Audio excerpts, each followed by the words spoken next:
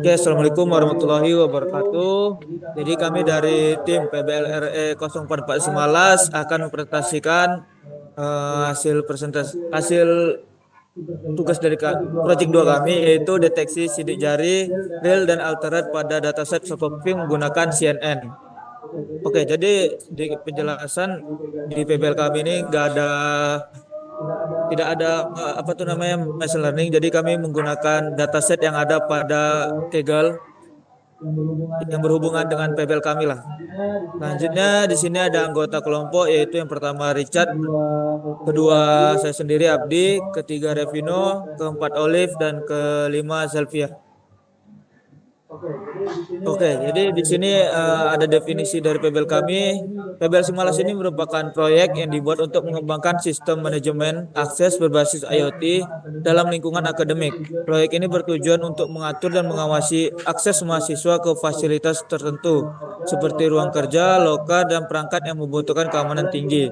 Dalam implementasinya, sistem ini mencakup 3 alat utama, yaitu alat absen, alat pengunci loker, dan alat pengunci pintu otomatis yang semuanya terintegrasi dalam satu sistem berbasis fingerprint. Oke, ini selanjutnya akan dipresentasikan oleh rekan saya. Oke, jadi kami menggunakan dataset dengan nama Sokoto Convertive Fingerprint Database atau Socofing. Jadi Socofing ini adalah dataset yang digunakan untuk mendukung penelitian di bidang akademik dan keamanan sistem identifikasi. Nah, untuk isinya itu sendiri terdiri dari 6.000 gambar sidik jari asli, diambil dari 600 subjek. Ini asalnya di Afrika. Jadi setiap subjek menyumbangkan 10 sidik jari, 5 jari kanan dan 5 jari kiri. Nah, untuk label yang kami sertakan ini adalah jenis kelamin, laki-laki atau perempuan, tangan kiri atau kanan, serta nama jari, ibu jari, jari telunjuk, jari tengah, jari manis, dan jari kelingking. Next. Nah, jadi Socofing ini tidak hanya menyediakan gambar sidik jari asli, tetapi juga gambar yang telah dimodifikasi secara sintetis untuk meniru upaya manipulasi geometrik. Nah, jenis alterasi atau manipulasinya itu ya antara lain obliteration atau penghapusan sebagian pola sidik jari, kemudian ada central rotation, rotasi pola di bagian tengah sidik jari, dan zikat untuk pemotongan pola berbentuk huruf Z. Nah, ini untuk tingkat kesulitannya itu ada easy, yaitu perubahan ringan, medium, perubahan menengah, hard, perubahan berat. Nah, setiap tipe ini tersedia dalam ketiga tingkat kesulitan itu tadi. Nah, jumlah totalnya itu ada 55.000 gambar modifikasi sintetis. Jika digabungkan dengan gambar asli, total mencapai 61.000 gambar. Nah, tujuan utama ini adalah mendukung pengembangan dan pengujian sistem deteksi manipulasi geometri agar lebih tangguh dan akurat. Next. Berikutnya akan dijelaskan oleh rekan saya.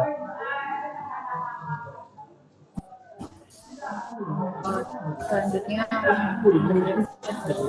ya mengenai slide ini dari tentang program latihan. Langkah awal penting untuk proyek deteksi manipulasi gambar. Dataset yang digunakan berisi dari 55.000 gambar dan komposisi gambar 6 gambar asli dan 49.000 gambar yang teridentifikasi tingkat kesulitan yang berbeda. Program secara otomatis menghitung jumlah file dari segi tiap kategori, menganalisis ukuran gambar, memastikan konsistensi data, menganalisis dan menunjukkan ukuran gambar 104 kali 97 pixel. Informasi yang krusial untuk konfigurasi model. Kegunaan utama program ini adalah memvalidasi kelengkapan dataset, melakukan quality control, dan menyediakan baseline information untuk pengembangan model deteksi. Dengan struktur data terorganisir ini dapat memastikan model akan dilatih dengan data yang seimbang dan konsisten. Pada akhirnya akan meningkatkan akurasi deteksi gambar. Selanjutnya, slide ke-7 Kak Olive.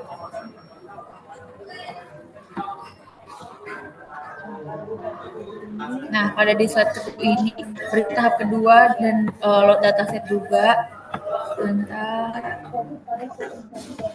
Fokus pada strukturisasi data dan format direktori yang menjadi format yang siap digunakan untuk machine learning. Program secara otomatis mengumpulkan semua file BMI dari direktori real ke alt, kemudian memberikan label yang sesuai. Program dimulai dengan list kosong, menginisiasi setiap direktori untuk mengumpulkan nama file dan labelnya. Data real diberi label real, sementara semua varian alternate diberi label alternate. Hasil akhir dari data frame terstruktur berisi 55.270 record dan distribusi 49.270 gambar atret dan 6.000 gambar real. Program juga menampilkan value counts untuk memvalidasi distribusi data. Untuk melihat sampel data keseimbangan data dan tidak terlihat rasio 8:1 menjadi penting yang harus diperhatikan di model. Selanjutnya prosesinya, di mana jadi jembatan data mentah dan model machine learning. Program digunakan TensorFlow, keras, dan berbagai library pendukung untuk mempersiapkan data format yang optimal pada deep learning. Konfigurasi utama multi-res gambar ukuran 90 kali 96 pixel yang konsisten, batch size 32, dan efisiensi training pembagian data 8-20 training validation. Program ini menggunakan image data generator yang sangat powerful untuk processing otomatis, yang normalisasi pixel value-nya itu 0-250 menjadi 0-1. Nah, hasilnya ini menghasilkan dua generator, train dan 44216 gambar, Velgen dan 1054 gambar. Kemudian keduanya dideteksi secara otomatis. Setup menghasilkan data yang dilatih, terdeteksi, terbagi dengan evaluasi yang akurat menggunakan mode grayscale dan juga training dataset yang besar.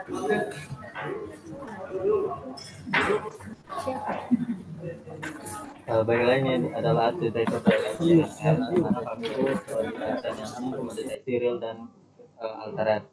Di mana desain ini juga menggunakan dua lapis Conv2D dan Max Poly. Baru di akhir layarnya kami menggunakan dropout. Jadi dropout ini untuk mencegah beberapa neuron mendominasi proses. Jadi dropout ini untuk menghindari overfitting. Di mana nilai dropout itu kami menggunakan 0,5. Baru di sini kami menggunakan compile model. Jadi pada saat di training kami itu menggunakan memanggil early stopping untuk mengirimkan pelatihan jika tidak membaik setelah 3 epoch. Ini adalah visualisasi akurasi dan loss sebelum di handling sampling, dimana kita bisa lihat di nilai akurasi di training akurasi terus naik mendekati 98%, menunjukkan model sangat cocok dengan data latih. Namun saat validation akurasi itu naik cepat di awal, namun stuck di sekitar 93-95%, lalu sedikit menurun menunjukkan indikasinya overfitting. Baru pada saat di training loss itu turunnya konsisten dan menandakan model belajar dengan baik pada data pelatihan. Baru validation loss-nya turun di awal, namun lalu naik turun menandakan model mulai overfitting setelah beberapa epoch. Jadi kesimpulannya, model ini terlalu fokus pada data latih dan mulai kehilangan kendali kemampuan dalam generasi ke data yang baru. Ini adalah confusion matrix-nya, di mana di sini kita bisa lihat di precision-nya itu hanya 11% atau 0,11 dari memprediksi data real. Baru dengan nilai recall itu 0,17 atau hanya 17% gambar real yang sebenarnya terdeteksi, dan model gagal mengenali gambar asli pada kelas real. Baru pada F1 score-nya itu 0,13, itu gabungan dari akurasi dan sensitivitas yang berarti sangat lemah pada kelas real. Kami mendiagnosa masalahnya itu yang pertama itu kelasnya tidak seimbang. Jadi di sini kita bisa lihat di nilai skornya itu 9.854 data alternate dan 1.200 data real, sekitar 89% itu data alternate. Maka model belajar lebih aman menebak gambar sebagai alternate, mendapat akurasi tinggi tanpa benar-benar belajar fitur dari gambar asli. Inilah penyebab di mana utama recall dan precision kelas real sangat rendah. Baru yang kedua itu data augmentasinya tidak seimbang. Kelas augmentasi hanya dilakukan pada gambar alternate atau tidak merata.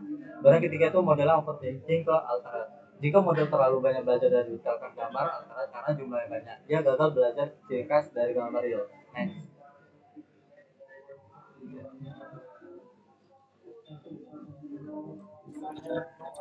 Jadi berdasarkan slide sebelumnya menggambarkan bahwa grafik masih overfitting. Itu dikarenakan datanya tidak balance. Maka di sini kami melakukan teknik undersampling, yaitu mengurangi data mayoritas secara acak. Jadi data mayoritas secara acak di sini yaitu data alter. Yang pertama kami memanggil pet folder aslinya terlebih dahulu, yaitu di sini dataset real dan juga dataset alter. Kemudian kami membuat pet folder tujuan atau pet folder baru yang dinamakan dataset balance real dan dataset balance alter. Kemudian yang pertama untuk melakukan undersampling ini, yang pertama kami menyalin semua file dari dataset real. Kemudian yang kedua kami mengumpulkan semua file dari dataset alter yang berisi dataset alter easy, medium, dan hard. Kemudian yang ketiga kami mengundersample dataset alter, yaitu dataset yang memiliki sampel mayoritas. Dan di sini dataset alter kami mengambil sebanyak jumlah dataset real. Dan kemudian yang keempat kami menyalin ke folder alter baru, yaitu folder dataset balance tadi. Jadi ketika selesai menyalin semua, maka akan disalin 6.000 data real dan 6.000 data alter ke folder dataset balance tadi. Kemudian selanjutnya, ini visualisasi akurasi dan loss setelah dilakukannya heading sampling. Dapat dilihat ini merupakan grafik akurasi dan loss yang sudah kami jalankan. Yang pertama, pada training dan validation akurasi naik stabil hingga lebih dari 90%. Ini menunjukkan model belajar dengan baik. Kemudian, training dan validation loss sama-sama turun konsisten, tanpa lonjakan yang berarti. Kemudian, tidak ada gap besar antara training dan validation, sehingga menandakan model ini sudah tidak overfitting. Jadi kesimpulannya, model ini sudah stabil, akurat, dan mampu melakukan generalisasi dengan baik. Kemudian untuk akurasi datanya, ini merupakan gambaran akurasi data dari confusion matrix setelah dilakukannya heading sampling. Jadi akurasinya itu dapat disimpulkan itu akurasinya 91%, yang artinya 91% dari seluruh prediksi gambar itu benar. Kemudian untuk precisionnya, yaitu pada bagian alter itu 0,95, yang berarti dari semua yang diprediksi sebagai alter, 95% benar-benar alter. Kemudian untuk recall pada data realnya itu 0,96, yang berarti dari semua gambar real 96% berhasil dikenali sebagai real. Dan pada F1 score untuk pada data real 0,92, yaitu menandakan keseimbangan antara presisi dan recall untuk kelas real. Jadi kesimpulannya, model ini tidak bias terhadap salah satu kelas saja. Deteksi gambar asli atau real sangat akurat. Dapat dilihat pada recall 96% dan F1 score kedua kelas mendekati lebih dari 90%, yang menunjukkan keseimbangan performa.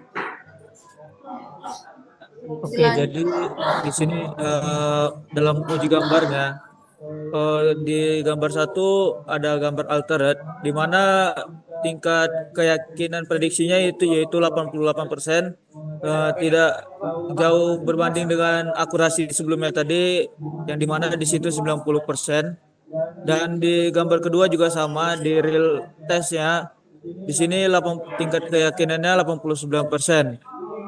Berarti di sini bisa dibilang uji cobanya berhasil. Oke, mungkin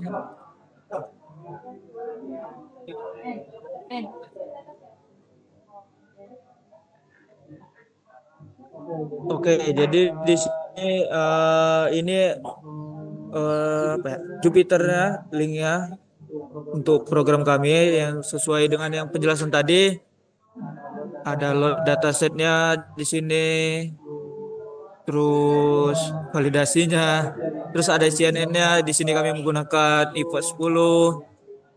Oke, bisa dilihat di sini. Ini sebelum dia undersampling. Pasti sama sebelumnya. Terus setelah diatasi ini programnya, setelah diatasi data imbalance-nya. Terus ini CNN-nya setelah di undersampling, akurasinya membaik. Oke. Mungkin ini saja presentasi dari kami. Apabila ada salah kata, kami mohon maaf. Wassalamualaikum warahmatullahi wabarakatuh.